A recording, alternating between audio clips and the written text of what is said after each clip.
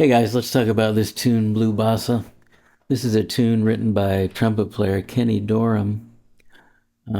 He was in Joe Henderson's band in the 60s, and they recorded this tune on Joe's record. So I got workers and planes flying over outside. I'm not sure how much of this is going to come into the microphone. Hopefully, it won't be too distracting.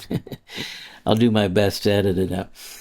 Okay, so Blue Bossa, I sort of see it as a jazz man's bossa nova, not like a legitimate Brazilian guy bossa nova. But anyhow, it's a good tune. It's become a standard, and it's fun to play on.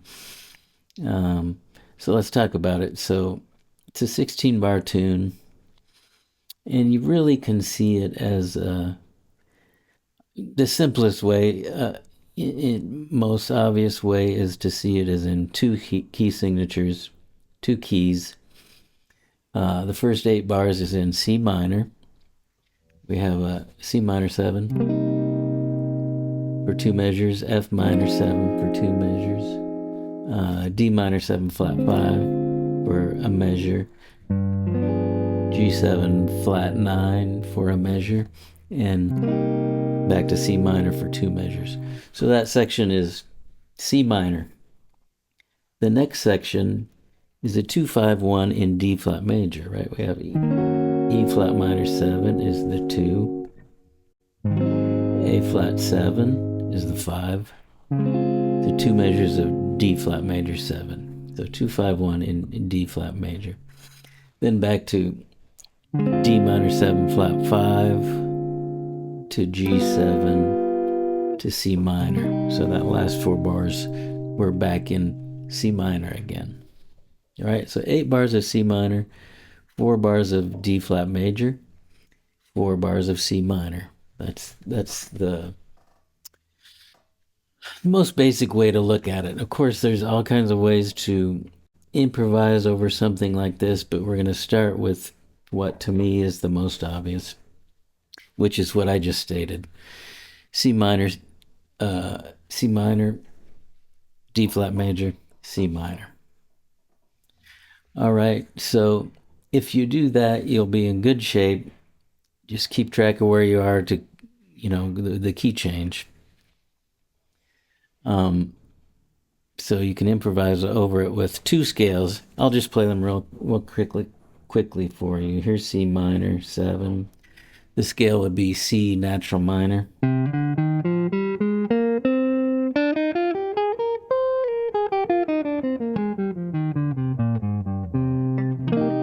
And D flat major.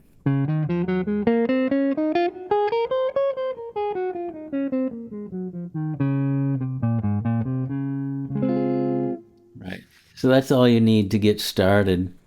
And you just have to, start keeping track of where you are on the solo when you do the key change and when you go back. The next step would be to start acknowledging some of the chord tones by emphasizing them when you get to that chord. So the most blatant one you should probably acknowledge is the B note in the G7 chord. Now that's the third of the chord, right? Which is the leading tone in C minor. So if we're playing C natural minor, that note is not in there, right? We have a B flat in that scale.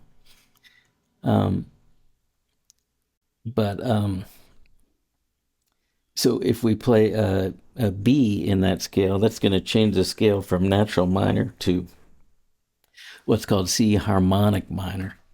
So that's going to be, right? So if you can acknowledge that note when you get to that chord, it sounds like you're playing the chord changes, because you are. Now you might notice that in the melody on that chord, the melody note on that chord is B flat, So even though that chord has B natural in it. So you can play either note, actually. We could, theory-wise, we could say the B flat is the sharp 9 of that chord. So that way you could have the B natural and the B flat in the chord.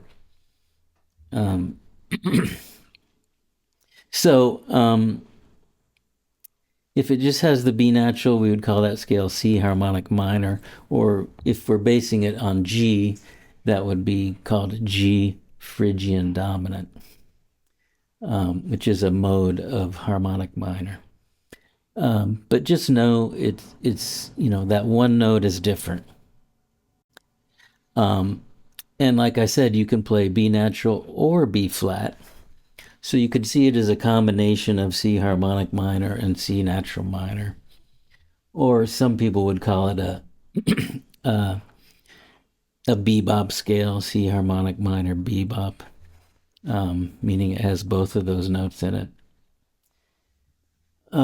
So anyway, just acknowledge that B, at least sometimes when you get to that chord.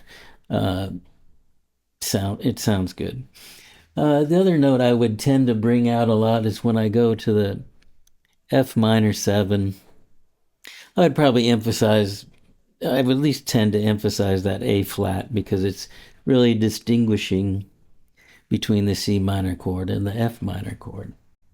And you'll notice the melody does that, right? We're going down the C minor scale. And we get to that A flat right on the F minor 7 chord.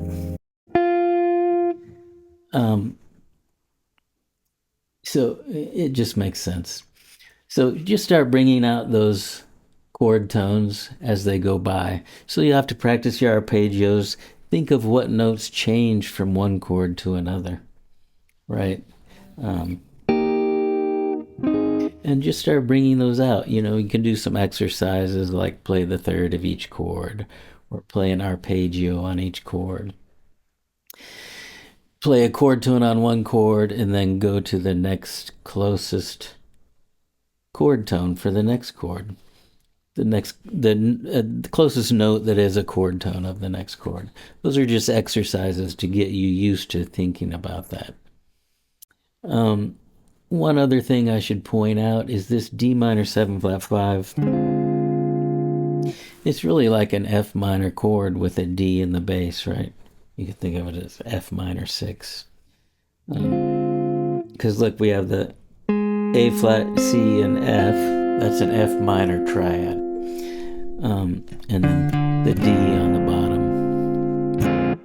So if you're playing all your F minor 7 licks, you really don't even need to think anything different when you get to the D minor 7 flat 5. Okay.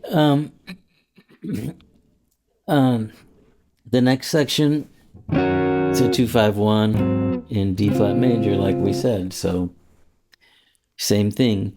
Play basically you're in D flat major. That's the most obvious, clear thing, simplest thing. Beyond that, you can start emphasizing the chord tones, just like in another section.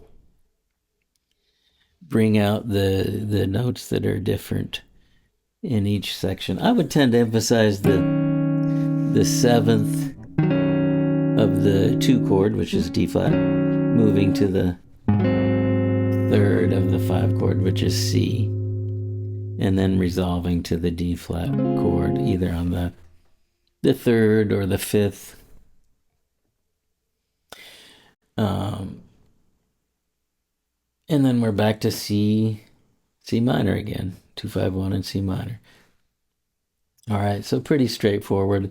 It's just, like I said, 2 keys, but try to emphasize the chord tones. Think about what notes are changing from chord to chord. Now, I should also point out that there's other options.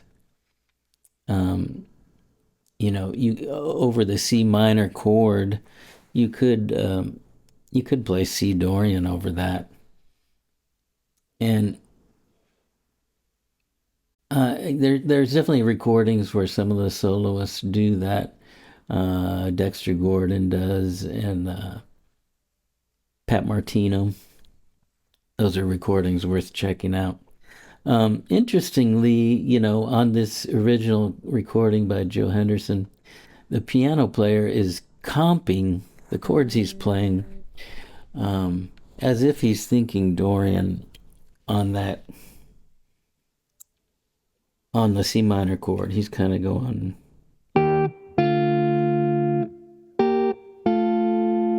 It's like a E flat triad to a D minor triad, which has the note A in it, right? The D minor triad has the note A, and that's the note that's different between Dorian and natural minor, right? Natural minor has A flat, Dorian has A natural. So it's interesting, the piano player is kind of comping that way throughout, but Kenny in his solo is not playing that A note on that chord. He saves that A flat till he gets to the F minor. It's like they're ignoring, just not playing that note, to bring out the difference of a C. The difference between the chords.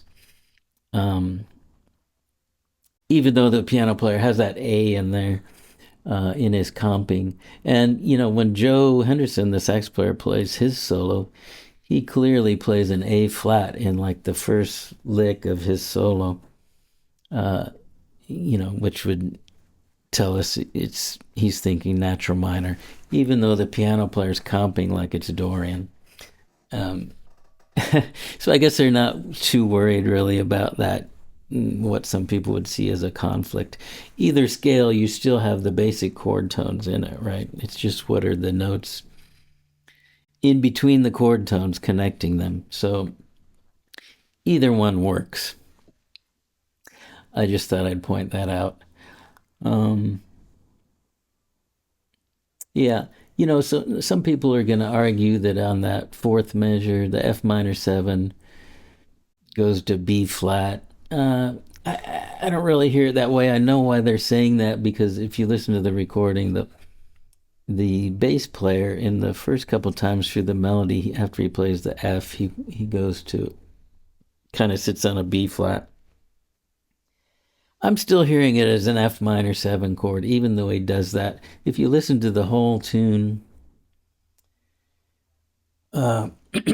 he doesn't keep doing that throughout. He kind of goes from F to C. The C is the fifth of the F chord,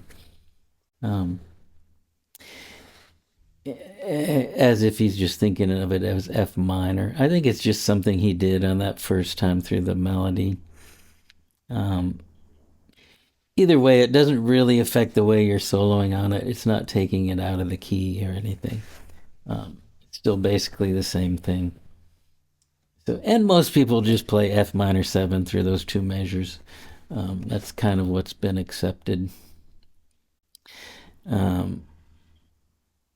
So those are my thoughts on it.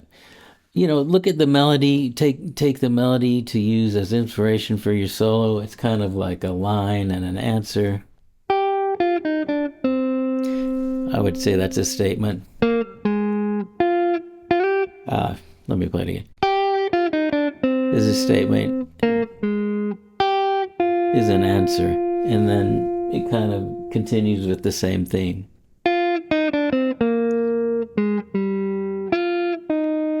Right, so you can see how the melody is structured, and that's a good example for something just to look at for structuring your solo, right? We're not only thinking about what notes we're playing, but we're just thinking about organizing our statements as in a way that people can relate to, just as I'm speaking. Hopefully it's organized in a way that people can understand it. So it's the same thing we want to do with your sort of musical statements. So keep that in mind. I've rambled on enough about this song. Hopefully it's been helpful to you guys. Good luck. See you soon.